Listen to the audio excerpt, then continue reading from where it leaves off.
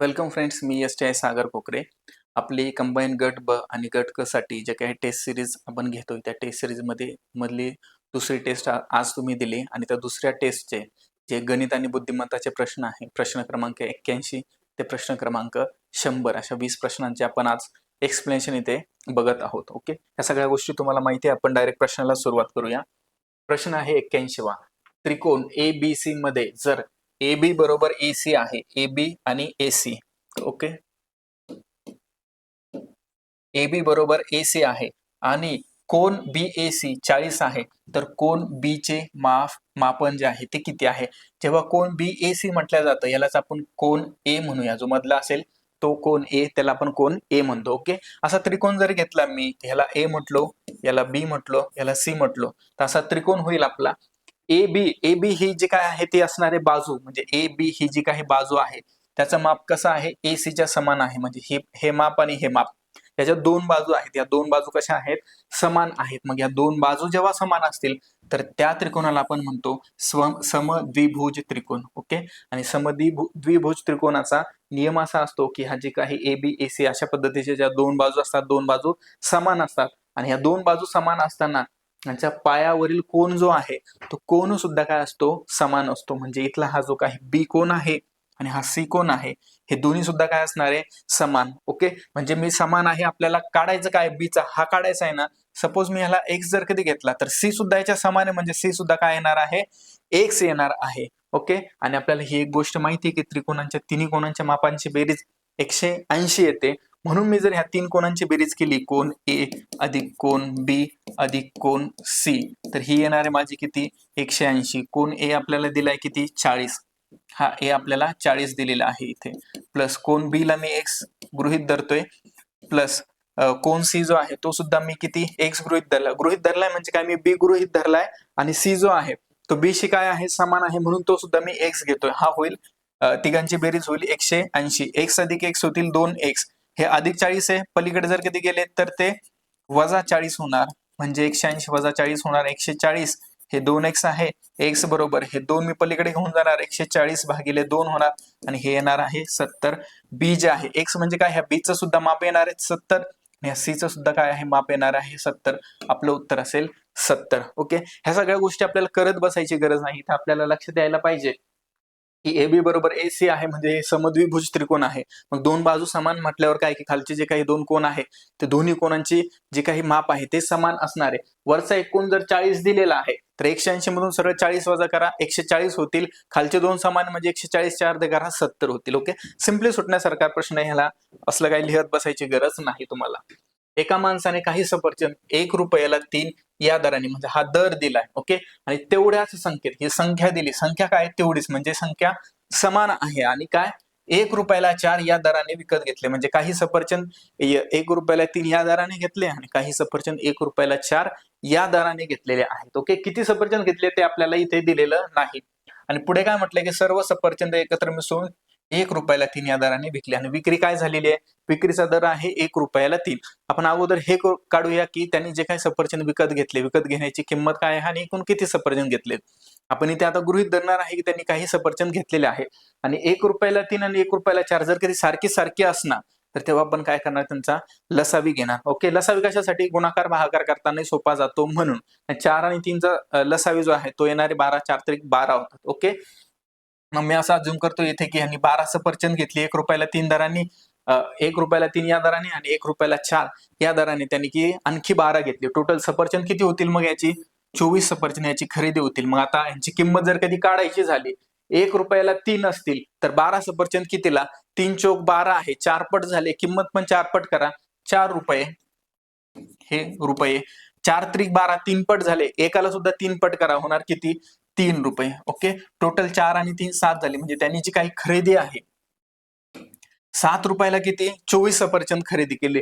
पुढे काय म्हणतोय? तेच सफरचंद त्यांनी 1 रुपयाला 3 या दराने विकले. म्हणजे इथे जर कधी मी विक्री घेतली, ओके, सफरचंद तर तो 24च विकणार आहे, जेवढे आहेत तेवढे सगळे विकतोय, पण दर काय लावतोय तो? 1 रुपयाला 3 या दराने, म्हणजे 8 त्रिक 24 होणार, बरोबर. म्हणजे काय की 8 पट त्याची किंमत संख्या आहे ना, मग किंमत सुद्धा 8 पट करा, म्हणजे ते किती रुपयाला विकले जातील? 8 रुपयाला विकल्या जातील. सफरचंद ते समान आहे, 7 रुपयाला तो खरेदी करतोय, 8 रुपयाला विकतोय, म्हणजे त्याच्याकडे काय 1 रुपया शिल्लक राहतोय. 1 रुपया त्याचा काय होतोय, नफा होतोय. विचारलंय का आपल्याला की किती टक्के नफा किंवा तोटा होईल. ओके, नफा किंवा तोटा म्हटलं ऑप्शन मध्ये नफा तोटा नाहीये, पण 1 रुपयाचा नफा झालाय ना, म्हणजे काय की आपल्याला नफ्याचं पर्सेंटेज इथे काय करायचं आहे, काढायचं आहे. मग सिम्पली नफ्याचं पर्सेंटेज आपण कशावर काढत असतो, खरेदीवर. म्हणजे 7 रुपयाला जर कधी 1 रुपया नफा होत असेल तर 100 रुपयाला त्याला किती रुपये नफा होईल. ओके, एक्स बरोबर तिरकस गुणाकार आपण करणार, 100 गुणिले काय 1, 100 गुणिले 1 घेणार, आणि हे जे काही 7 आहे, 7 आपण इकडे भागाकारात घेणार, किंवा 7 गुणिले 1 आपण इकडे घेत असतो, तसाही तो 7 पलीकडे काय भागाकारात जातो. म्हणजे 100 गुणिले 1 हे होतील 100 भागिले 7 होतील. हे पूर्णांकात आपलं येत नाहीत. ओके, ऑप्शन जर बघितले आपण तर हे 10 आणि 18 हे जे काय आहेत कट होतात, पण आपल्याला हे जे काय पूर्णांक युक्त पूर्णांक आहे यात हे 2 ऑप्शन दिलेले आहे. म्हणजे आपल्याला इथे काय की संधी आहे की आपलं उत्तर आणखी बरोबर येऊ शकतं. शंका इथे यायला लागते की जेव्हा पूर्ण भाग जात नाही तेव्हा बरोबर उत्तर बरोबर असेल की नाही. मग 7 एक 7 होतील, 3 शिल्लक राहतील, 7 चोक 28 होईल. पॉईंट देऊ, पॉईंट द्यायची गरज नाही. पूर्णांक युक्त पूर्णांक आहेत ना, जे काही 2 शिल्लक राहिले ते 2 वर घेणार आणि छेदात आपण 7 घेणार, म्हणजे 14.2/7 हे काय असेल, आपलं उत्तर असेल. चला पुढचा प्रश्न घेऊया. खालील समीकरणाची किंमत काढा.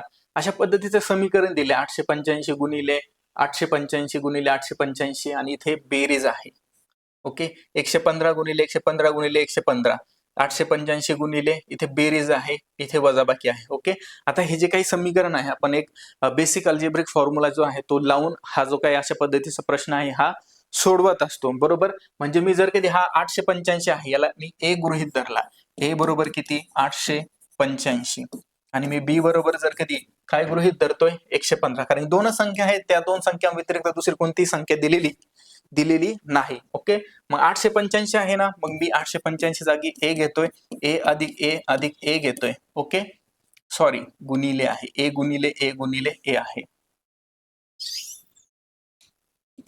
ए गुणिले ए गुणिले ए आहे. ओके, आणि आता बेरजेचं चिन्ह पुढे काय आहे, 115, 115ला आपण बी घेतोय, म्हणजे बी गुणिले बी गुणिले बी घेणार. ओके, भागाकारात 885 ला आपण ए घेतलाय, ए गुणिले ए येणार पुन्हा, आणि बेरजेचं चिन्ह आहे हे बेरीज. 115 काय आहे, बी आहे, म्हणजे बी गुणिले बी येत आहेत. पुढे आणखी काय आहे, मायनस 185 ए आहे गुणिले काय 115 बी आहे गुणिले बी. अशा पद्धतीचा आपण इथे कॅल्क्युलेशन करून घेऊ शकतो. हे प्लस आणि मायनस जे आहे मी हे रेड मध्ये का सांगतोय, कारण की हे जे काही गुणाकार आहे त्यांचा गुणाकार होऊन काहीतरी एकत्रित व्हॅल्यू बनते, पण बेरीज जर कधी यांची करायची झाली तर तिथे एकत्रित व्हॅल्यू बनत नाही, आणि आपल्याला फॉर्म्युले सुद्धा अशाच पद्धतीचे दिलेले असतात. ओके, ए गुणिले ए आपला होतोय ए चा घन. ओके, बेरीज आपण केली, बी गुणिले बी होणार बी चा घन, आणि भागाकारात ए गुणिले ए होतोय ए चा वर्ग अधिक बी गुणिले बी होणार बी चा वर्ग वजा ए गुणिले बी होतील ए बी. क्लिअर आहे. आता आपल्याला इथे आणखी माहिती काय असायला हवा, हा जो काही बेसिक अल्जेब्रिक आयडेंटिटी किंवा आपण याला हा जो काही फॉर्म्युला म्हणूया, की ह्या फॉर्म्युल्याची किंमत कशा पद्धतीने काढतात हे आपल्याला माहित असायला पाहिजे. ए चा घन अधिक बी चा घन जर कधी असेल तर आपण घेणार ए अधिक बी एका कंसात, आणि दुसऱ्या कंसात घेणार ए चा वर्ग वजा ए बी अधिक बी चा वर्ग, अशा पद्धतीने घेणार. ओके, आता ए घन अधिक बी घन आहे, मी काय करणार, ए अधिक बी आहे ना, मी सरळ ए अधिक बी लिहून घेणार. दुसऱ्या कंसात मी ए चा वर्ग वजा ए बी अधिक बी चा वर्ग असा घेत आहे, आणि छेदात जे काही आपल्याला आहे ए वर्ग अधिक बी चा वर्ग वजा ए बी. ओके, ही जी काही किंमत आहे ही किंमत आणि ही किंमत सारखी आहे. हा वजा ए बी फक्त अलीकडे आहे, तो आपण तो जर पलीकडे सरकवला तर हे दोन्ही काय आहे, समान दिसतात म्हणजे ते समान आहेत. ओके, म्हणजे मी सरळ सरळ काय करू शकतो, ह्यांना कट करू शकतो. का, कारण की हे इथे गुणाकारात आहेत. बरोबर, ही तर पूर्ण संख्याच आहे, म्हणजे जर कधी समान असेल वरती गुणाकार असेल तर आपण कट करू शकतो, आणि शेवटी फक्त आपल्याकडे काय शिल्लक राहते, ए अधिक बी. ओके, ए अधिक बी शिल्लक राहिले म्हणजे ह्याची जी काही किंमत जी काही येणार आहे ती काय येणार आहे, फक्त ह्यांच्यातल्या ए आणि बी ची जर कधी बेरीज केली तर ए काय आहे 885, म्हणजे 885 अधिक किती 115, यांची जर बेरीज केली तर ती येते किती 1000. म्हणजे आपलं उत्तर असायला पाहिजे 4 नंबरचा 1000. क्लिअर आहे. चला पुढचा प्रश्न बघूया. ए हा बी पेक्षा 3 वर्षांनी मोठा आहे सी चे वय बी च्या वयाच्या दुप्पट आहे. जर ए बी सी या तिघांच्या वयाची बेरीज 35 असेल तर ए चे वय किती? जर कधी अशा पद्धतीचे कॅल्क्युलेशन जर कधी दिलेले असतील ना, तर ह्याच्यासाठी बेस्ट मेथड हे असते की तुम्ही ऑप्शन घ्यायचा आणि ऑप्शन वरून सोडवायचा. जर कधी मी इथे पहिला ऑप्शन घेतला 11 वर्ष, 11 वर्ष कोणाचं? ए चं वय. ए चं वय जर कधी मी इथे 11 ठेवलं तर काय म्हणताय? ए हा बी पेक्षा किती? 3 वर्षांनी मोठा आहे. म्हणजे बी चं वय किती बनेल इथे? 8 बनेल. 8 पेक्षा 8 + 3 11 होतात. ओके. सी चे वय काय आहे? बी च्या वयाच्या दुप्पट आहे. बी चे वय किती आहे? 8 आहे. मग सी चे वय किती बनणार? 8 दुने 16 बनणार. ओके. आणि तिघांच्या वयाची बेरीज किती? 35. बघा बरं, 11 आणि 8 किती होणार? 19. 19 आणि 16 35 होतात. म्हणजे इथे 11 नंबरचं जे आहे ना, हे आपल्याला इथेच बरोबर येतंय. बरोबर. जर कधी बाकीचे ऑप्शन टाकून बघितले तर ते उत्तर येणार नाही. किंवा मग समजा जर कधी हा 11 इथे ऐवजी इथे जर कधी पुढे असला तर आपल्याला 1-2 कॅल्क्युलेशन्स वाढतील, पण जे काही ऑप्शन आपल्याला ऍक्च्युअल मध्ये दिले असेल ते आपल्याला अशा पद्धतीने काढता येईल. किंवा याची दुसरी पद्धत आहे की आपण याला एक्स घेऊन सोडवूया. काय आहे मग? ए हा बी पेक्षा 3 वर्षांनी मोठा आहे. ए हा बी पेक्षा 3 वर्षांनी मोठा आहे ना, मग ए बरोबर किती येणार? बी अधिक 3. सी चे वय काय आहे? बी च्या वयाच्या दुप्पट. मग सी बरोबर काय आहे? बी गुणिले 2. आणि काय आहे? ए बी सी वयाची बेरीज किती आहे? 35. ए अधिक बी अधिक सी बरोबर किती येतात? 35. ओके. अशा पद्धतीने आपण समीकरण बनवून घ्यायचे आणि ह्यातलं हे जे काय मोठं समीकरण आहे, ह्या समीकरणातून आपण ए ची किंमत काढू शकतो. आपल्याला ए चं विचारलंय ना, ए ची आपण किंमत काढू शकतो. आणि ही कशी काढायची? की ए च्या व्यतिरिक्त जे बी आणि सी आहेत ना, ते आपल्याला समीकरणात नकोय. त्यांच्या जागी काय करणार आपण?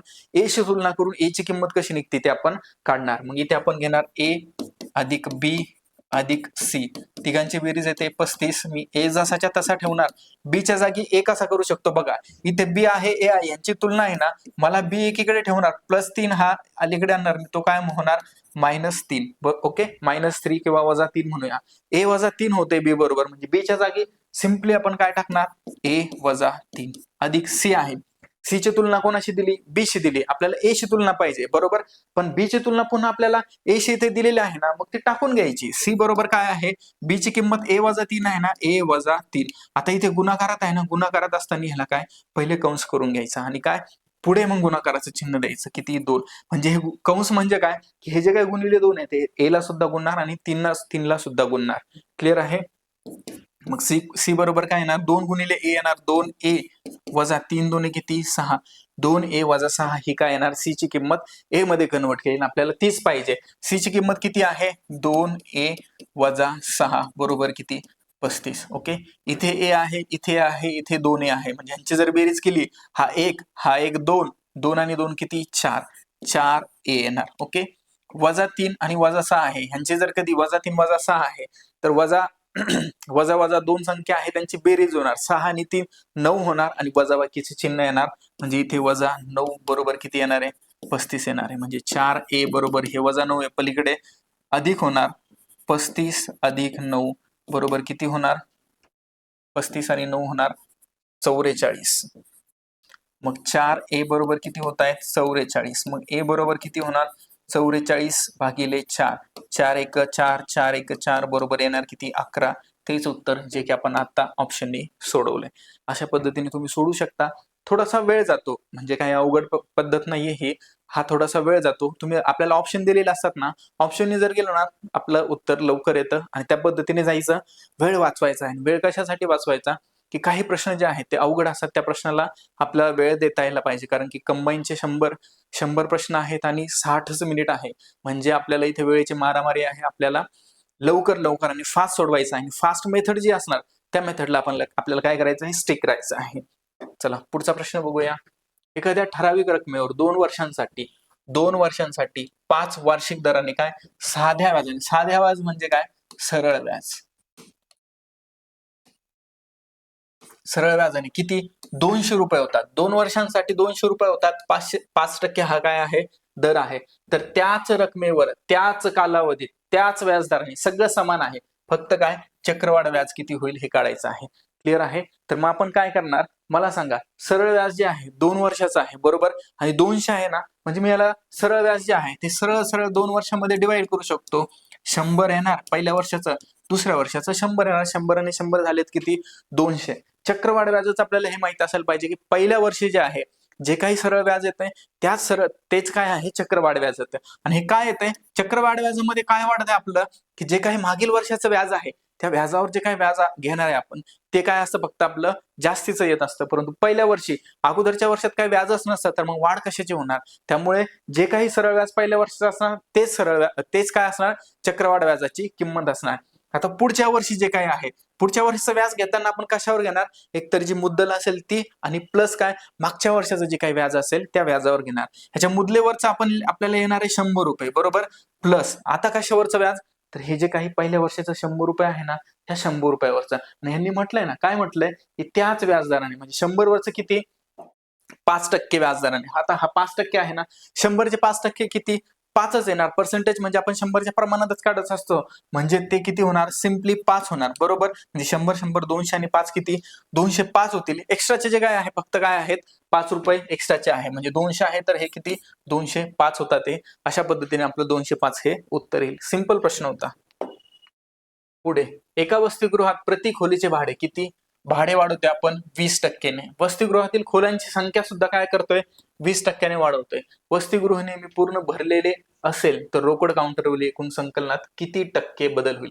पर्सेंटेज मध्ये काय होतं इथे बदल होतोय. आता मला सांगा खोल्यांची संख्या आहे ती 20%ने वाढते, खोलीचे भाडे जे आहे ते 20%ने वाढते. ओके आपल्याला पर्सेंटेज मध्ये घ्यायचं ना आपण सुरुवातीला 100 अजून करायचे असतात. ओके 100 काय यायला पाहिजे ह्यांचा गुणाकार यायला पाहिजे म्हणजे एका खोलीचे जर कधी 10 रुपये भाडे असेल बरोबर तर 2 खोलीचे काय होणार 20 रुपये भाडे होणार. याप्रमाणे काय होतात वाढत जाणार म्हणजे त्यांचा गुणाकार करायचा असतो. म्हणजे मी खोल्यांची संख्या जर कधी इथे 10 घेतली आणि खोलीचं भाडं जर कधी 10 घेतलं तर 10 खोलींचे 10 रुपये भाड्याप्रमाणे किती होणार 10 गुणिले 10 100 रुपये भाडे होणार. म्हणजे सुरुवातीचे भाडे किती होतात आपले 100 रुपये आणि ह्यावर जे काही वाढलेले असेल ते सिम्पली आपले पर्सेंटेज राहणार. त्यामुळे आपण काय केले इथे 10 घेतलेले आहे. ओके हे झाले सुरुवातीचे. आता वाढ झाली किती वाढ होते खोल्यांची संख्या 20% वाढते. 20% वाढते म्हणजे काय 10चे 20%, 10चे 20% किती येणार 2 येणार. 10चे 10% 1 येते, 20% 2 येतात, 30% 3 येतात, 50% 5 येतात आणि 10चे 100% 10 येतात.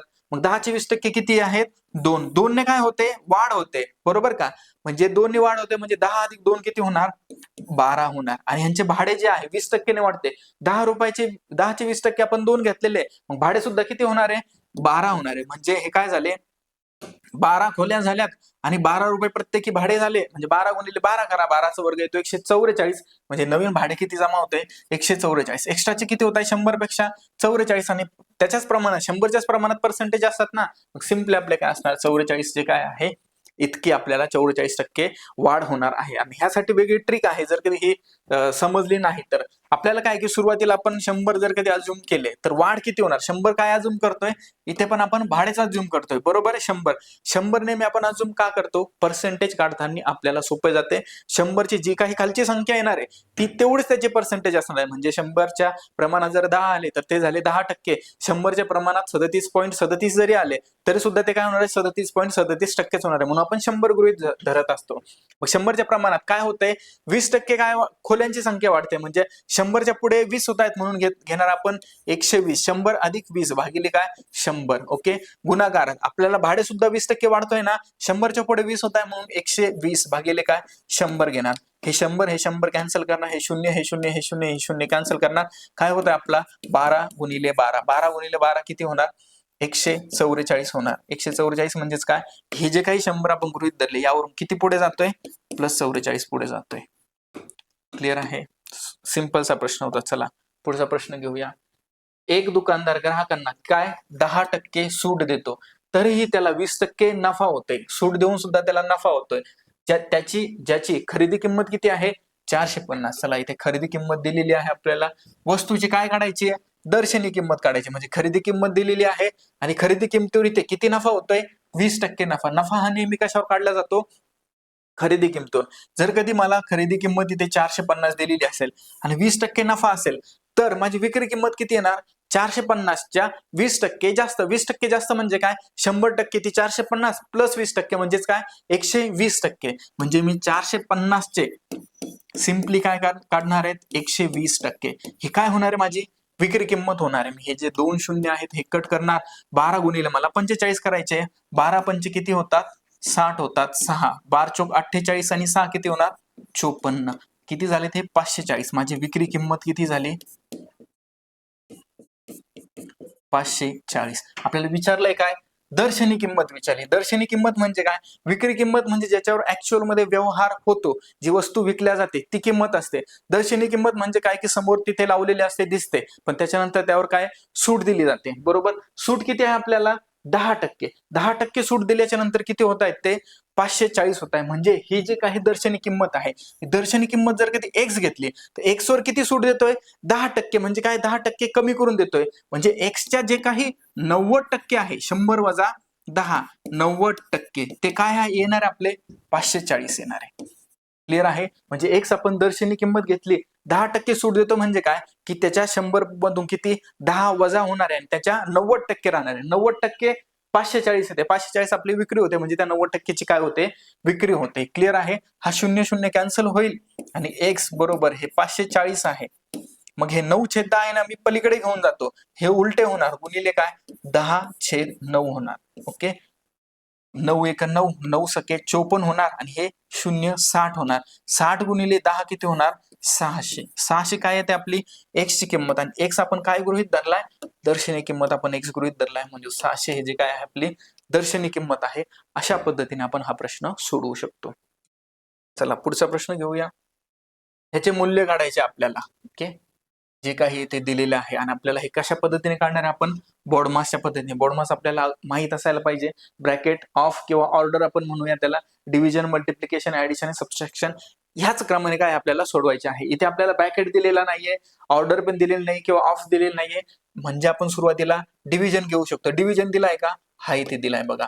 म्हणजे मी हे जे आहे ते खाली लिहून घेणार, हे वजा 5/2 जसेच्या तसे लिहिले, अधिक काय आहे 3/2. आता इथे भागिले 6 आहे ना, भागिले 6 या पूर्णांकाला आहे ना मी काय करू शकतो की भागिलेच्या ऐवजी गुणिले घेणार आणि 6 ला काय करणार उलटा करणार. म्हणजे अंशाचा छेदाला नेणार, छेदाचा अंशाला नेणार. ह्याला छेदात काही नाहीये म्हणजे काय काही नसताना किती 1 घेतो आपण, म्हणजे त्याला मी गुणाकार करून उलटा करू शकतो. मी त्याला काय 1/6 करतो. पुढा गुणाकार आहे आणि 1/2 आहे. ओके इथे वेगळे जे चिन्ह आहे प्लस आणि मायनसचे हे व्यवस्थित लक्षात घ्यायचे. हा मायनसचा आहे, हा प्लसचा आहे, हे काय आहे गुणाकाराचे आहे. गुणाकार म्हणजे यांच्या डायरेक्ट गुणाकार आहे. डायरेक्ट गुणाकार आहे ना मग बिंदास काटछाट होते. 3 1 3 3 दुने 6 होणार. ओके म्हणजे 1 गुणिले 1 गुणिले 1 इथे प्लस आहे ना 1 गुणिले 1 गुणिले 1 होणार 1 आणि छेदात 2 दुने 4 आणि 4 दुने काय होणार 8. 1/8 येत आहेत आणि इकडे वजाबाकीत किती राहतात 5/2. ओके आता ह्यांच्यात बेरीज आहे. बेरीज आहे ना मला काय करायचं असतं छेद समान करायचा असतो. आता इथे 2 चे मी काय करणार 8, 2 चे 8 करण्यासाठी किती 4 ने गुणतोय, 4 दुने 8 होतात म्हणजे 5 ला सुद्धा कितीने 4 ने. छेदाला ज्या संख्येने गुणणार त्याच संख्येने अंशाला गुणायचं असतं. मग हे 5 चोक होणार किती 20 आणि छेदात 4 दुने किती होणार 8. हे वजाबाकीचं चिन्ह जसे तसं ते विसरायचं नाही. प्लस किती 1/8. आता छेद समान झालाय, मी छेद एकदाच घेणार 8 आणि वरच्यांची बेरीज करणार. वजा 20 आहे अधिक 1 आहे. वजा 20 हे जेव्हा विरुद्ध चिन्ह असतात, मोठ्या संख्येतून आपण छोटी संख्या वजा करतो आणि मोठ्या संख्येचं चिन्ह देत असतो. 20 मधून 1 वजा केला 19 होतील आणि वजा बाकीचं चिन्ह येईल म्हणजे वजा 19/8 हे जे काय आहे आपलं ह्याचं जे काही उत्तर आहे हे आपलं वजा 19/8 येणार आहे आणि ते आपल्याला 4 नंबरच्या ऑप्शन मध्ये मिळेल. चला पुढचा प्रश्न घेऊया आपण. एका कुटुंबात वडील आणि आई यांच्या वयाची सरासरी म्हणजे दोघांच्या वयाची सरासरी ती 33 दिली. वडील आई आणि त्यांचा एकुलता एक मुलगा यांची सरासरी किती दिली 25 दिली. तर त्या मुलांचे वय किती. तर सरासरी दिली ना, सरासरी म्हणजे काय दोघांची जी काय आहे बेरीज करून त्याच्या अर्ध्या केलेल्या असतात आणि सरासरीवरून आपण जर कधी बेरीज काढायची असेल तर ती सरासरी गुणिले जेवढ्या संख्या दिलेल्या असतील त्यांचा गुणाकार करायचा. म्हणजे इथे वडील आहे आई आहे, वडिलांना मी घेतो फादर प्लस मदर. ओके वडील आणि आई यांच्या वयाची जर बेरीज आहे ना ती किती सरासरीच्या 2 पट. 2 पट का सरासरी 33 आहे ह्याच्या 2 पट. 2 पट का कारण की 2 व्यक्ती आहे ना म्हणून 33 चे 2 पट होतात 66. ओके पुढे काय आहे वडील आई आणि त्यांचा एकुलता एक मुलगा. मी फादर प्लस मदर प्लस काय सन घेतो. बरोबर ह्या तिघांची बेरीज किती येणार आहे ह्यांची सरासरी 25 आहे ना 25 च्या किती 3 पट. 25 गुणिले 3. 3 का कारण की 3 व्यक्ती आहे म्हणून 25 तरी किती होतात 75. ओके ह्या दोघांची बेरीज येते 66 आणि तो एकटा जर कधी ऍड केला तर होते 75. म्हणजे कितीचा फरक पडतोय हा फरक पडतोय 9चा. 9चा फरक पडतोय ना तेच काय असणार आहे त्याचं वय असणार आहे. क्लिअर आहे. सिंपल प्रश्न होता. पुढे 7 मीटर रुंद असलेल्या गोलाकार धावपट्टीचा आतला परीघ दिलाय किती आहे 220 मीटर आहे. तर बाह्य वर्तुळाची त्रिज्या किती? 7 मीटर काय दिलंय आपल्याला? गोलाकार धावपट्टी दिली. धावपट्टी म्हणजे काय की असं समजा हे जर कधी असं ग्राउंड असेल तर ग्राउंडच्या कसं आपण असं बाहेरून आपण असा फिरत असतो ना, फिरतो म्हणजे धावत असतो, ग्राउंड करत असतो. ओके, अशा पद्धतीने आपण ग्राउंडच्या बाहेरून फिरतो. आणि हे जे काही ग्राउंड आहे या ग्राउंडचं काय की हे क्षेत्रफळ आपल्याला काय सांगितलं त्यांनी? आतला जो परीघ आहे ह्याचं क्षेत्रफळ दिलंय. किती दिलंय? 220 मीटर. म्हणजे हे जे काही आतला जेवढं काही आहे सगळ्याचं हे क्षेत्रफळ किती दिलंय त्यांनी? 220 मीटर दिलाय. ओके, आणि काय म्हटलंय त्यांनी? 7 मीटर बाहेरची रुंदी आहे. म्हणजे ही जी काही धावपट्टी आहे ह्याची जी काही रुंदी आहे ही रुंदी दिली किती? 7 मीटर. ओके, आणि विचारलंय काय? बाह्य वर्तुळाची त्रिज्या. बाह्य वर्तुळ म्हणजे काय की हे जे काय बाहेरचं वर्तुळ आहे ह्याची त्रिज्या. इथे जर कधी सेंटर असेल तर सेंटर पासून इथपर्यंतची आपल्याला काय करायची? त्रिज्या काढायची आहे. म्हणजे इथपर्यंतची ही लांबी काढायची आहे. आता इथे बघा आपल्याला ही जी काय आहे 7 मीटर दिलेली आहे. म्हणजे आता काढायची शिल्लक काय किती राहिली? या आतल्यापासून ते इथपर्यंत. म्हणजे आतल्याची जर कधी आपल्याला रेडियस मिळाली तर आतल्याची प्लस बाहेरच्यांची दोघांची बेरीज केली तर आपल्याला बाहेरच्यांची म्हणजे ही त्रिज्या नाही, ही काय आहे? धावपट्टीची रुंदी आहे. म्हणजे ती आतली रेडियस आणि ही धावपट्टीची रुंदी यांची जर कधी बेरीज केली तर आपल्याला काय होईल? बाहेरच्याची बेरीज मिळेल. आणि आपल्याला आतल्याचा परीघ दिलाय ना 220 मीटर. परीघाचा फॉर्म्युला आपल्याला माहितीये. परीघ बरोबर काय असतो? 2πr. मी परीघ घेणार बरोबर 2π आणि r रेडियस. म्हणजे मला काय? ही रेडियसची मिळणार. मी परीघ जर आतला घेतोय ना मला ही आतलीच रेडियस मिळणार आहे. परीघाची किंमत किती आहे? 220 आहे. बरोबर 2 गुणिले पाय असतो 22/7 आणि गुणिले r म्हणजे काय? रेडियस आहे आपले. रेडियसची किंमत काढायची. रेडियस मी तिकडे ठेवणार, बाकी सगळे जे काय फापट पसार आहे ते सगळे इकडे घेऊन येणार. हे 220 आहे, हे भागाकारात आहे 7, वरती मी गुणाकारात घेऊन जाणार. भागाकारात हे 2 गुणिले 22 आहे, वरती अंशात आहे, खाली छेदात घेऊन जाणार 2 गुणिले 22. म्हणजे इथे बेरीज नाहीये ना, मग कशाचाही कशाला गुणाकार, कशाचाही कशाला भागाकार होऊ शकतो, कशाचाही कशाला नाही. अंशाचा अंशाला गुणाकार होईल ना, छेदाचा छेदाला गुणाकार होईल, अंशाचा छेदाला भागाकार होईल. ओके, 22 एक 22, 22 एक 22 हे 0. 10 गुणिले 70 होणार. इथे 2 आहे, बे एक बे, बे पंचे 10 आणि 7 पाचा किती? 35. म्हणजे इथे रेडियस येते माझी 35. रेडियस कोणती येते? ही जी काही रेडियस आहे ही आलेली आहे 35. रुंदी आहे 7 आणि 35 अधिक 7 किती होणार? हे होणार 42. म्हणजे काय की मला जे काही बाहेरचं जे काही सर्कल आहे त्याची रेडियस मला किती मिळणार आहे? ती मिळणार आहे 42 मीटर. चला पुढचा प्रश्न घेऊया. वेगळा पर्याय ओळखा. वेगळा पर्याय म्हणजे कसा की असे आपल्याला 4 ऑप्शन दिले असतात, सारखे सारखे वाटतात. काय आहे? 43, 53, 63, 73 सारखे सारखे वाटतात. हे यांच्यासारखे. ओके, शेकोटीला बसले, थंडी चालू झालेली आपल्या आता सध्याला. मग आपल्याला हे दिसत आहे की 4 मांजरे दिसत आहेत, पण यांना जर कधी व्यवस्थित निहाळून बघितलं ना तर हा जो कोणी बसलाय ना हा मांजर नाही. हा कोण आहे? हा आहे कुत्रा. म्हणजे हा काय आहे की ह्या मांजरांसारखा दिसतोय पण तो ऍक्च्युअल मध्ये काय आहे? मांजर नाही. म्हणजे हे जे काही 4 ऑप्शन आहे ह्या 4 ऑप्शन मध्ये असा एक ऑप्शन आहे की जो वेगळा आहे, तो वेगळा तुम्हाला काय करायचा असतो? शोधायचा असतो. परीक्षेत बऱ्याचदा म्हणजे खूप वेळा जे काही मूळ संख्या आहे, मूळ संख्येवर आपल्याला प्रश्न विचारले जातात, म्हणून हे मी मूळ संख्येवरचा प्रश्न विचारलेला. मग काय आहे? 43, 53, 63, 73 1 ते 100 पर्यंतच्या मूळ संख्या आपल्याला माहित असायला पाहिजे. टोटल 25 आहेत. ओके, यात 43 आहे का? 43 आहे. 53 आहे का? 53 आहे. 63 इथे नाहीये आणि 73 इथे आहे. म्हणजे आपला वेगळा कोण पडतो? 63 पडतो. ओके, मूळ संख्यावर खूप सारे प्रश्न विचारतात, त्यामुळे माझं असं तुम्हाला सजेशन असेल 1 ते 100 पर्यंत ज्या काही मूळ संख्या आहेत ह्या सर्व मूळ संख्या आपल्याला माहित असायला पाहिजे. क्रम लिहून घ्यायचा की 1 ते 10 पर्यंत किती आहे? 4 आहे. 10 ते 20 पर्यंत 4 आहे. 20 ते 30 पर्यंत 2 आहे. पुन्हा 30 ते 40 पर्यंत 2 आहे. 40 ते 50 पर्यंत 3 आहे. 50 ते 60 पर्यंत 2 आहे. 60 ते 70 पर्यंत 2 आहे. 70 ते 80 पर्यंत 3 आहे. 80 ते 90 पर्यंत 2 आहे आणि 90 ते 100 पर्यंत एकच आहे. पाठ करून घ्या. किती? 44, 22, 322, 321. म्हणजे हे 44 इथे लिहितो. 44, 22, 322, 321.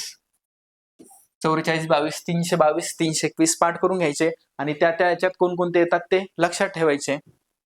चला पुढचा प्रश्न बघूया. 2, 5, 17 आणि 71 ही काय आहे? सिरीज दिलेली आहे. आता सिरीज कशी वाढणार? 2 वरून 5 होते, 5 वरून 17, 17 वरून 71 आणि 71 वरून कोणती संख्या होते ते आपल्याला काढायचं आहे. आता यात लॉजिक काय दिलेलं आहे? 2 गुणिले 2 म्हणजे बेदुने 4 केलेत आणि प्लस 1 केलाय. बेदुने 4 प्लस 1 किती होणार? 5 होणार. आता हे 5 पुन्हा घेतले, 5 गुणिले 3 केले, 5 त्रिक 15 आणि अधिक 2 केले. किती होत आहेत हे? 15 आणि 2 17 होतात. म्हणजे हे गुणाकारामध्ये 2 चे 3 केले, एकचा इथे 2 केलाय. मागची जी संख्या आहे जशी तशी घेतली. पुन्हा मी मागची संख्या घेणार 17 गुणिले किती? 2 3 आहे, 4 येत आहेत का बघायचे, 1 2 आहे, 3 येत आहेत का बघायचे. मग किती होणार? 17 चौक किती? 17 17 चौक 68 होतात. 68 अधिक 3 किती होणार? हे 71 होणार. ओके, 17 चौक 68 होतात. 68 मध्ये 3 जर कधी आपण ऍड केलेत, 68 आणि 3 किती होणार? 71 होतात. आणि 71 आता ही संख्या पुन्हा घेणार आणि 71 आपल्याला दिले इथे. ओके, आणि ह्याचा गुणाकार आता 2 3 4 झाले. आता घेणार आपण 5 आणि अधिक किती यायला पाहिजे? 4 यायला पाहिजे. आता 71 गुणिले 5 करायचे जर झाले तर ह्याला 70 पकडायचे. 70 गुणिले 5 7 5 35 म्हणजे 350 होणार. ओके, हे 350 आणि अधिक किती? 5 1 5 होतात. 350 आणि 5 किती? 355 होणार. 355 अधिक 4 होतात 359. म्हणजे इथे यायला पाहिजे किती? 3 5 9 359, जे की आपल्याला 2 नंबरच्या ऑप्शन मध्ये आहे. आणि अशा प्रकारचे खूप सारे प्रश्न परीक्षेमध्ये विचारले जातात. गुणाकार केला जातो, प्लस 1 2 3 असे केले जातात, किंवा गुणाकार करून 1 2 3 मायनस असे केले जातात. गुणाकारामध्ये गुणिले 1 गुणिले 2 गुणिले 3 अशा पद्धतीचे प्रश्न विचारले जातात परीक्षेमध्ये. चला आपण पुढचा प्रश्न घेऊया. सिलोजिझमचा हा प्रश्न आहे. यात विधाने काय दिले? एकही रंग हा पेंट नाही. म्हणजे मी जर कधी असा रंग जर घेतला, हा काय रंग आहे. ओके, आणि हा रंग एक सुद्धा रंग पेंट नाहीये. म्हणजे रंग आणि पेंट जे आहे पूर्णपणे काय आहेत? वेगवेगळे आहेत. आणि पुढे काय म्हटलंय? एकही पेंट हा ब्रश नाहीये. म्हणजे ह्यातला हा जो काही पेंट नाही, ह्यातला एक सुद्धा काय ब्रश नाहीये. म्हणजे ह्या पेंटच्या बाहेर लिहू शकतो. आता पेंटच्या बाहेर ब्रश लिहायचा म्हणजे कुठं? मी कुठेही लिहू शकतो. असा मी इथे ब्रश लिहितो, किंवा मी असा इथे अर्ध्यात ब्रश लिहितो, अर्ध्यात पण लिहू शकतो, किंवा मी असा ब्रश लिहितो की पूर्ण रंग त्यात इन्क्लूड होतील असा ब्रश लिहितो, असाही लिहू शकतो, किंवा मी ह्याच्यात इन्क्लूड होईल असा याला ब्रश लिहितो. म्हणजे काय की मला ह्या रंगाशी त्याची तुलना दिलेली नाही. ओके, म्हणून म्हणजे मी हा असा कुठेही लिहू शकतो. मग आता ह्यावरून निष्कर्ष काय की एक सुद्धा रंग ब्रश नाही. आता हा रंग आहे, हा ब्रश आहे, ह्यांचा संबंधच दिलेला नाही. म्हणजे काय की ते असण्या नसण्याचा प्रश्नच नाही. म्हणजे त्याच्यावर तुम्ही बोलूच नका, विधानच करू नका. क्लिअर आहे? पुढे काय म्हटलंय? सर्व ब्रश हे रंग आहे, सर्व ब्रश रंग आहे. इथे ह्या कंडिशन मध्ये येतात, ह्या कंडिशन मध्ये येत नाही. त्यांचा संबंधच दिलेला नाही ना. आपल्याला काय करायचं की बरोबर कशाला म्हणायचं की ते कोणत्याही कंडिशन मध्ये ते सॅटिस्फाय व्हायलाच पाहिजे, तेव्हाच आपण त्याला बरोबर म्हणणार. इथे जर कधी होत नाही ना, त्यांचा संबंधच दिलेला नाही, म्हणजे हे सुद्धा वाक्य बरोबर नाही. क आणि ड दोन्ही काय आहे? असत्य आहे, हे आपलं उत्तर बनेल. पुढचा प्रश्न बघूया. दीपकला आदित्य नावाचा भाऊ आहे. आता हे रिलेशन वर आहे, मग रिलेशन आपण घेणार. चला, काय आहे?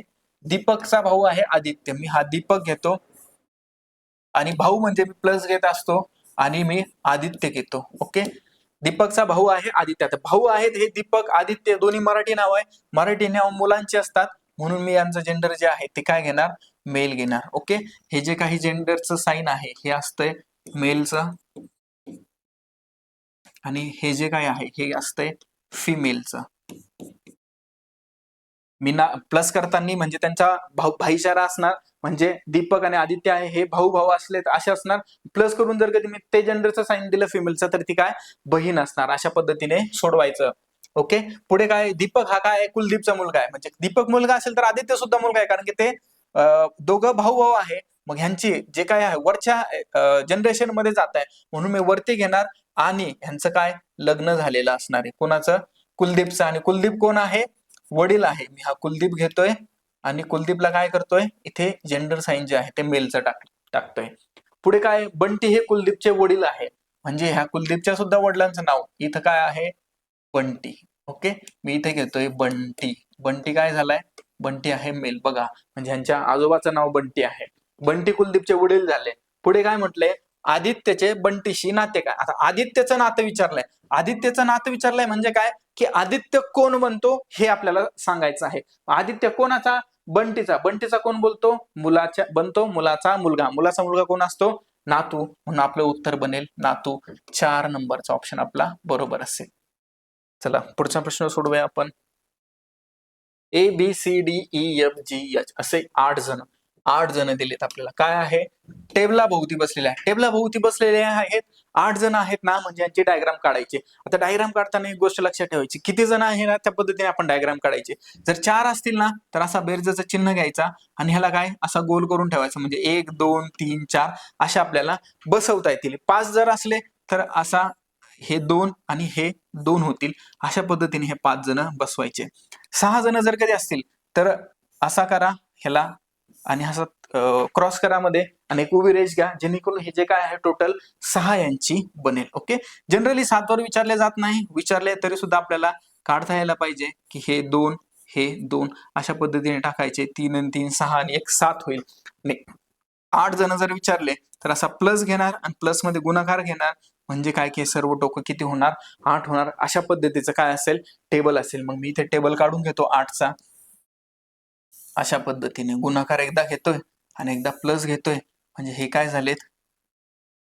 हे 8 जण अशा टेबलाभोवती बसलेले असतील. यांचं हे टोक आहे. टोक म्हणजे काय? असं समजा ती खुर्ची आहे टोकावर आणि त्या खुर्चीवर काय ते बसलेले आहेत. सर्वजण केंद्राकडे तोंड करून बसलेले आहे. टेबल म्हटल्यावर केंद्राकडेच तोंड असणार. एफच्या डावीकडे दुसऱ्या स्थानावर काय आहे? डी आहे. असं जर दिले असलं ना डायरेक्ट टाकायचं नाही, थोडासा पेशन्स ठेवायचा आणि काय करायचं? एफच्या डावीकडे दुसऱ्या स्थानावर डी आहे ना, मग एफ असा घ्यायचा आणि डावीकडे पहिल्या आणि दुसऱ्या स्थानावर कोण आहे? डी आहे. अशा पद्धतीने टाकायचा. एफ आहे, एफच्या डावीकडे पहिला डावीकडे दुसरा स्थान डी घेतलेला आहे. पुढचं वाक्य काय आहे? एचच्या उजवीकडे तिसऱ्या स्थानावर कोण आहे? डी आहे. एचच्या उजवीकडे तिसऱ्या स्थानावर डी आहे. आपल्याला डी इथे काढलेला आहे ना, मग याच्या शेजारी घेऊया. चला, एचच्या उजवीकडे ना एच इथे येणार, उजवीकडे डी येणार आणि डीच्या डावीकडे एच येणार. म्हणजे हा असा एच घेतला तर काय? एचच्या उजवीकडे तिसऱ्या स्थानावर, एचच्या उजवीकडे पहिलं स्थान, दुसऱ्या स्थान आणि तिसऱ्या स्थानावर कोण आहे? डी आहे. चला, आता ह्यांचा संबंध इथे दिसतोय ना. अशा पद्धतीने खूप सारे जण झालेत ना, तर इथे टाकून घ्यायचे. आता टाकताना मात्र एक गोष्ट लक्षात ठेवायची की त्यांचं जे काय टाकतोय ना ते डावीकडून किंवा उजवीकडून हे व्यवस्थित लक्षात ठेवायचं. जर कधी हे एच पासून इकडे उजवीकडे येत ना हे, मग जर कधी मी एच इथे घेतला, ओके, हा एच, ओके, हे उजवीकडे आहे ना, तर मग ते ह्याच क्रमाने यायला पाहिजे. असे उलटे टाकायचे नाही. हा डॉट डॉट आहे म्हणजे इथं कोण आपल्याला माहिती नाही, म्हणजे इथे कोण आहे माहित नाही, इथे कोण आहे माहिती नाही, त्यानंतर कोण आहे? डी. म्हणजे हे 2 सोडले तर इथे कोण आहे? डी. डीच्या नंतर डॅश म्हणजे माहिती नाही, इथे कोणी माहिती नाही, इथे कोण येणार? एफ येणार. ओके. म्हणजे आपण यांचं आता काम संपलेलं आहे, हे टाकून झालेले आहे. पुढे काय म्हटले? आता यांच्याशी संबंधित आला, आता आपण डायरेक्ट इथेच टाकणार आहे. ए हा एफच्या उजवीकडे दुसऱ्या स्थानावर आहे. ए हा एफच्या उजवीकडे दुसऱ्या स्थानावर आहे. आता ए एफच्या उजवीकडे, एफ इथे आहे ना, ह्याचं तोंड सेंटरला, म्हणजे उजवीकडे इकडे येणार. एफच्या उजवीकडे म्हणजे 1 आणि 2 इथे येणार ए. आणि पुढे काय म्हटलंय? आणि एचचा तत्काळ शेजारी आहे. एचचा तत्काळ शेजारी आलाय का? म्हणजे आलाय, ते आपलं सॅटिस्फाय झालेलं आहे.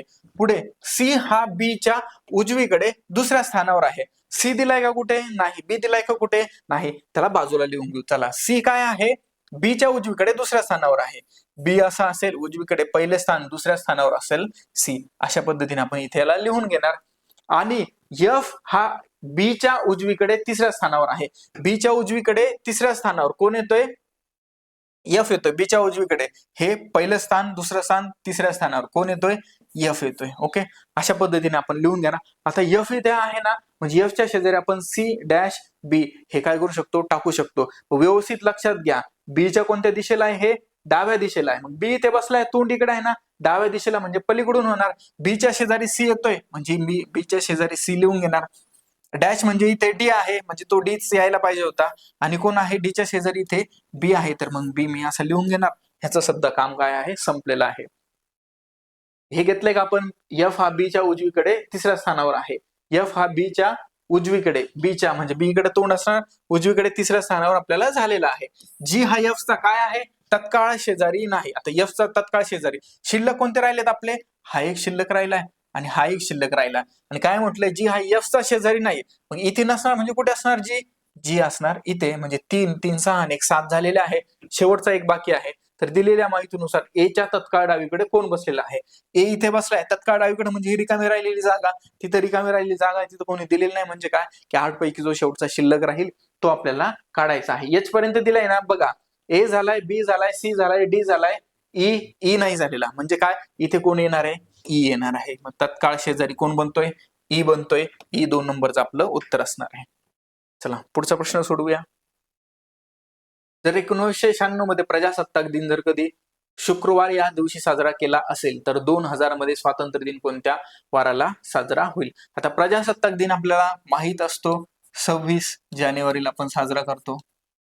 स्वातंत्र्य दिन 15 ऑगस्टला आपण साजरा करतो.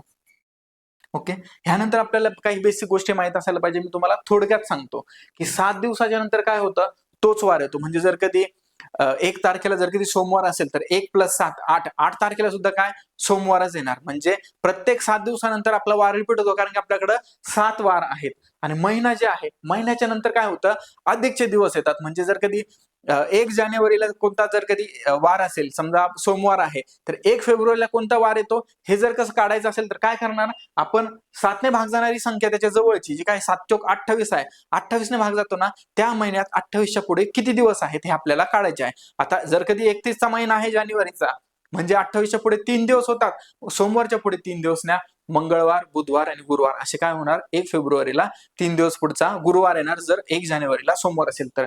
म्हणून आपण हे जे काय अधिकचे दिवस आहे, हा अधिकचे दिवस प्रत्येक महिन्याचे आपल्याला आपण काढून घेत असतो. जर 28चा महिना असेल तर अधिकचे दिवस 0 येणार, 29चा महिना असेल तर अधिकचे दिवस 1 येणार, कारण की 28 दिवस तिथे संपेल आणि पुढचा 1 दिवस एक्स्ट्राचा येतो 29चा, म्हणजे 1 दिवस आपल्याला पुढे घ्यावा लागेल. 30 तारखेचा महिना असेल तर 2 दिवस, 31चा असेल तर 3 दिवस. आणि वर्ष जर असेल तर अधिकचे दिवस किती येतात, लीप वर्ष जर कधी नसेल तर 365 जे आहे, 365 पैकी 7 ने भाग जाणारे म्हणजे 364 जे आहे, 364 ला 7 ने पूर्ण भाग जातो आणि वरचा एक 65 जो आहे तो एक्स्ट्राचा दिवस येतो. म्हणून काय की 1 दिवस वर्षाच्या नंतर आपल्याला काय पुढे घ्यायचा असतो. म्हणजे 1 जानेवारी 2003 ला जर कधी सोमवार असेल तर 1 जानेवारी 2004 ला कोणता वार असेल, एक वार पुढचा म्हणजे सोमवारचा होणार मंगळवार. ओके, आणि लीप वर्ष असेल तर किती होणार, 2, कारण की लीप वर्षात 366 दिवस असतात. 366 दिवस असणार म्हणजे काय की 2 दिवस तिथे काय एक्स्ट्राचे होणार. 1 जानेवारी, आता 2004 घेऊया आपण, 2004 हे लीप वर्ष आहे. 1 जानेवारी 2004 ते 1 जानेवारी 2005 जर कधी 1 वर्ष पुढे जायचं असेल तर मध्ये 29 फेब्रुवारी हा एक एक्स्ट्राचा दिवस येतो, म्हणजे आपल्याला 2 दिवस पुढे जावं लागेल. 1 जानेवारी 2004 ला जर कधी मंगळवार असेल तर 1 जानेवारी 2005 ला कोणता वार येईल, बुधवार सोडून गुरुवार येईल. अशा पद्धतीने आपल्याला 2 दिवस पुढे जायचे असते. आणि एक गोष्ट नेहमी लक्षात ठेवायची, जर कधी तुम्हाला हे कॅल्क्युलेशन करायचं असेल लीप वर्षाचं तर त्यामध्ये 29 फेब्रुवारी ही तारीख एका वर्षात यायला पाहिजे, तरच आपण काय करणार, 1 दिवस एक्स्ट्राचा घेऊन 2 दिवस घेणार.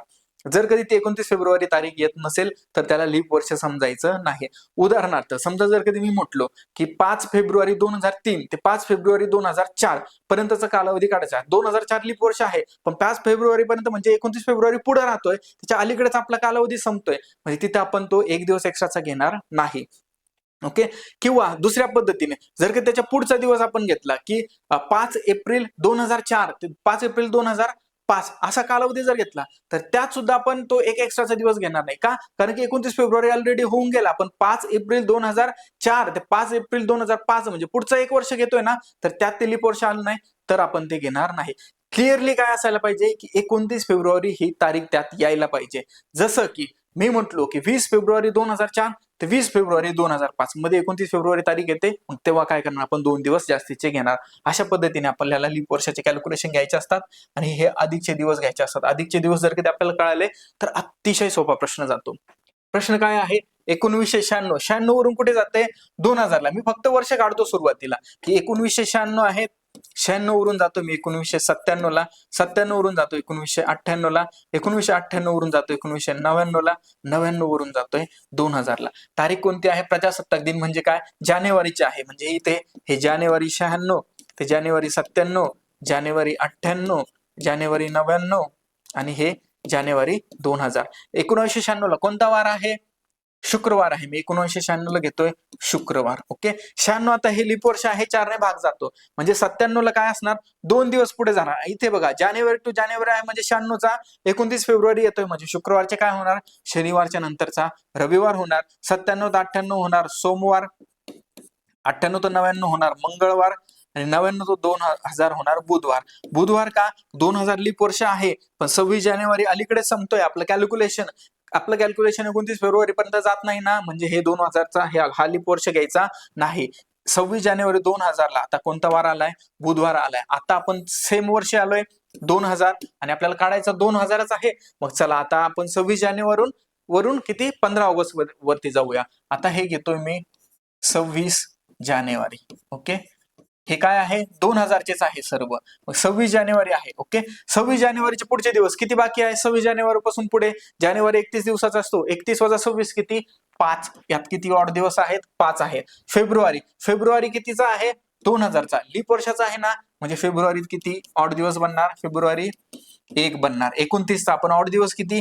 1 घेतोय. नंतर मार्च आहे, मार्च 31चा आहे. 31चा आहे म्हणजे किती? 3 दिवस बनणार बघा. ओके, मार्च नंतर एप्रिल आहे, एप्रिल 30चा आहे, 2 बनणार. मे किती आहे? 31चा आहे, 3 बनणार. जून जो आहे तो 30चा आहे, 2 बनणार. जुलै जो आहे तो कितीचा आहे? 31चा आहे म्हणजे 3 बनणार. आता ऑगस्ट, ऑगस्टचा पूर्ण महिना संपत नाही, आपण काय ऑगस्टचे फक्त 15 दिवस पर्यंत जातोय ना, मग मी काय करतो, हे ऑगस्टचे जे काय आहे हे डायरेक्ट 15च घेतोय. क्लिअर आहे? ह्यांची बेरीज आपल्याला करायची, 7ने भाग द्यायचा. जेवढे एक्स्ट्राचे असतील ते काय कुठून पुढे जातील? बुधवारपर्यंत. कारण की 26 जानेवारीला 2000ला आपण इथे बुधवार आलोय ना, म्हणजे बुधवारपासून काय तेवढे दिवस आपल्याला काय करायचं आहे? पुढे जायचं आहे. ओके, आता 5 आणि 1 6, 6 आणि 3 किती? 9, 9 आणि 2 11, 11 आणि 3 किती? 14, 14 आणि 2 16, 16 आणि 3 19, 19 आणि 15 होतील 34.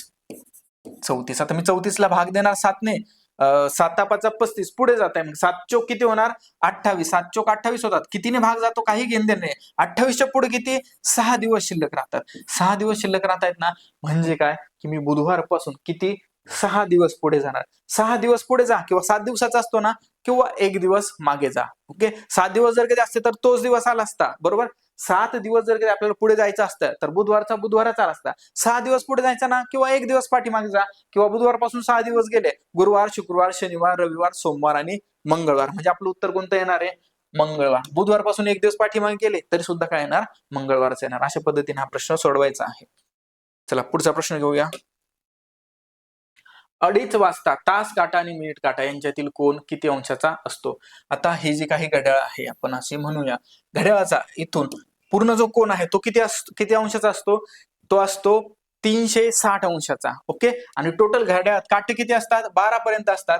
हे 12, इथे 3 घेतो मी, इथे 6 घेतो, इथे 9 घेतो, हे 1 असणार, हे 2 असणार, हे 4 असणार, हे 5, हे 7, हे 8, हे 10 घेणार मी, आणि हे 11 घेणार. टोटल 12 झाले ना. मग 360 भागिले 12 किती येतात? 30. म्हणजेच ह्या दोघांमधला जो काही अंश आहे ना, हा किती असतो?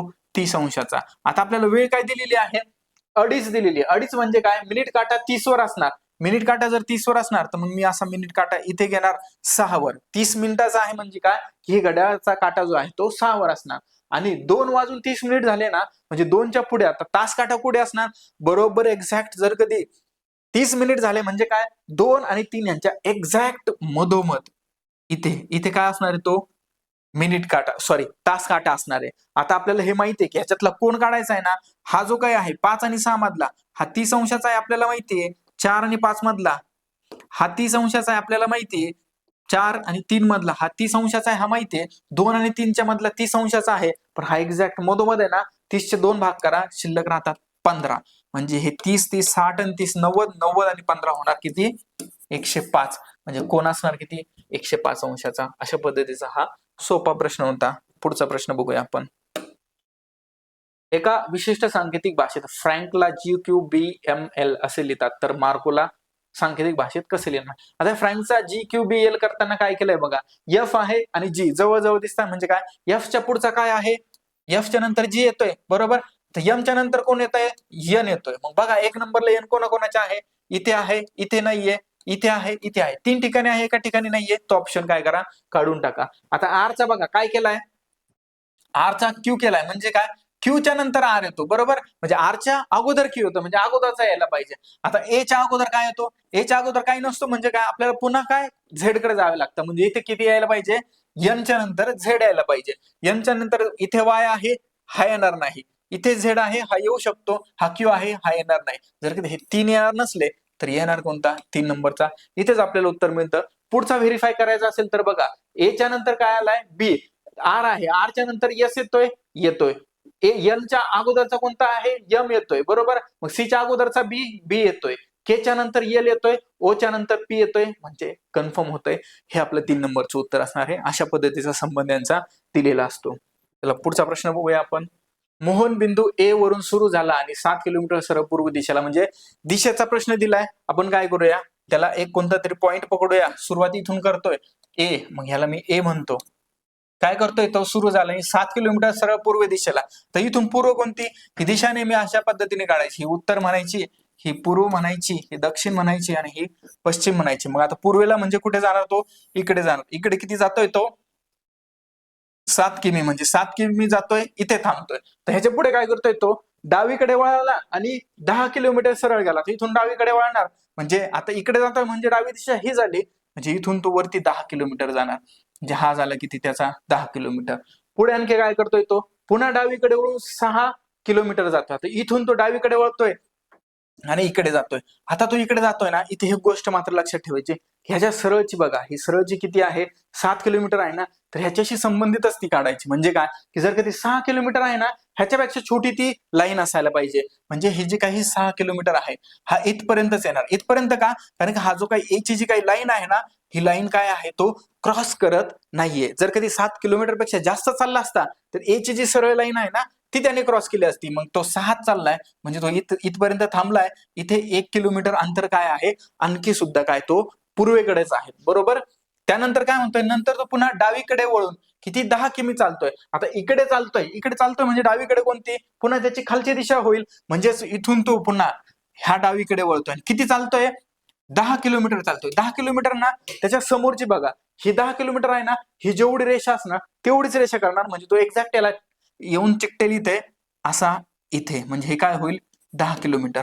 ओके, अशा पद्धतीचे डायग्राम बनेल. ए ला सुरुवात झाली आणि पुढे एंड झालाय का, गेला. तर मोहन सुरुवातीच्या बिंदूपासून कोणत्या दिशेला, म्हणजे इथे एंड झालाय, एंडला मी काय म्हणतोय, बी म्हणतोय. ओके, हे जे काही आहे इथून ते इथपर्यंतचं अंतर, हे आहे 6 किलोमीटर. किमी मध्ये दिलाय का, हो. आणि हे जे काही शिल्लक राहिलेलं हे आहे 1 किलोमीटर. ओके, 6 किलोमीटर 1 किलोमीटर, म्हणजे तो ए पासून बी किती, 1 किलोमीटर आहे. आणि कोणत्या दिशेला, पूर्व दिशेला आहे. फक्त दिशा विचारली म्हणजे आपण पूर्व घेणार, अंतर जर विचारलं असतं तर आपण 1 किलोमीटर घेतलं असतं. पुढचा प्रश्न बघूया. पक्षी, मासे, कोंबडी यांच्यातील संबंध दर्शवणारी व्हेन आरेख किंवा व्हेन डायग्राम काढा. ओके, आता ह्यांची व्हेन डायग्राम आपल्याला काढायची आहे. काय आहे, पक्षी आहे, मासे आहे, कोंबडी आहे, चिकन म्हणजे नॉनव्हेज खायचं, त्या गोष्टीकडे जाऊ नका. किंवा आपलं मासे आहे, फिश खायचे आहे, हे व्हेज आहे, नॉनव्हेज, अशा पद्धतीने जाऊ नका. आपल्याला काय करायचं आहे, डायग्राम काढायची. पक्षी काय आहे, पक्षी अॅनिमल आहे, अॅनिमल नाही, पक्षी बर्ड्स आहेत. मासे जे काय आहे आपण पोहणारे अॅनिमल म्हणूया. आणि कोंबडी जी आहे, कोंबडी काय आहे, पक्षी आहे. तर ह्यांची डायग्राम आपण कशी काढणार हे आपल्याला काढायची. आता पक्षी जर कधी मी काढले, चला पक्षी मी असा पकडतो, हे पक्षी आहे.